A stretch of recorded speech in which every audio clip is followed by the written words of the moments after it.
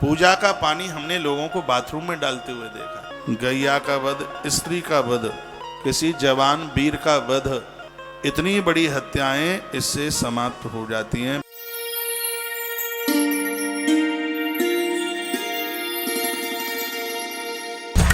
बाष्पेशन पर खड़े होकर के त्रिपुंड मत लगाइए, अच्छी जगह पूजा की जगह बैठ करके भगवान की तरफ मुख करके।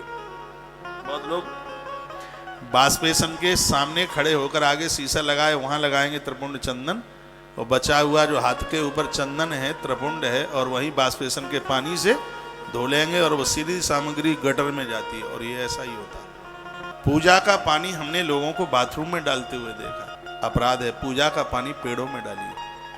तुलसी को छोड़ करके सभी पेड़ों में डलता है पूजा का पानी। पूजा का जो जल है, अर्घ सूर्य भगवान को देते हैं। शुद्ध स्वच्छ जगह नहीं है, लोगों के पाम पड़ते हैं, तो एक पतीला रखिए, एक बर्तन रखिए, उसमें अर्घ दीजिए, फिर उस जल को किसी पेड़ में ले जाकर के डाल दीजिए। सूर्य भगवान को अर्घ तुलसी में नहीं डलता। सूर्य नारायण को अर्घ दें, सबके पाम न पड़े, एक पात्र रख लें, उसमें अर्घ दे दें, उसके बाद किसी पेड़ में वो जल को डाल दें, आनंद हो जाएगा।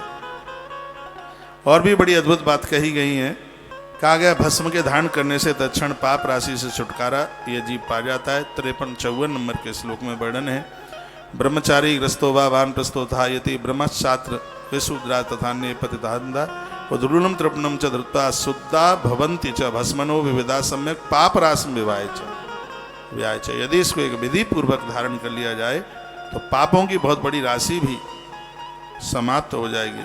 भस्म धारण करने से कौन कौन से पाप समाप्त हो जाते हैं, सुनो।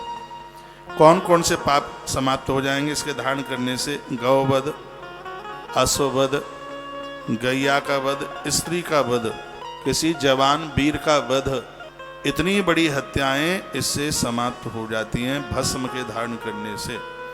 लिखा है ना, भस्मधारी विशेषेण स्त्री गौ हत्यादिपात गई, वीर हत्या अश्व हत्या मुच्यते नात्र संशय। ये हत्याएं बड़ी खतरनाक है।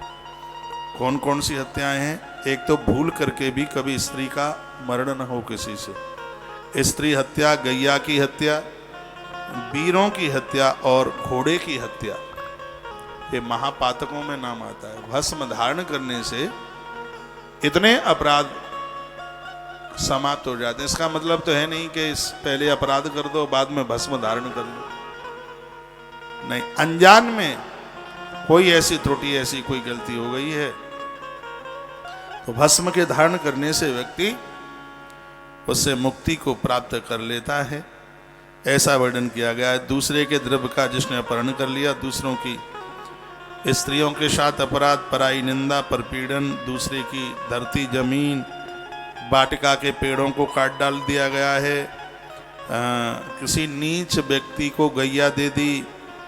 और अब मैं क्या बोलूं, इसमें तो ये भी लिखा है जो वर उसके अनुकूल नहीं था ऐसे वर को अपनी बेटी दे दी। तो अपराध तो इतना है कि बेटी की देह में जितने रोम है उतने साल तक नरक भोगे। लेकिन शिव महापुराण में लिखा है कि भस्म धारण करने वाले लोग इतने बड़े महापाप से वो भी बच जाते हैं। ये महिमाएं बस भस्म धारण करने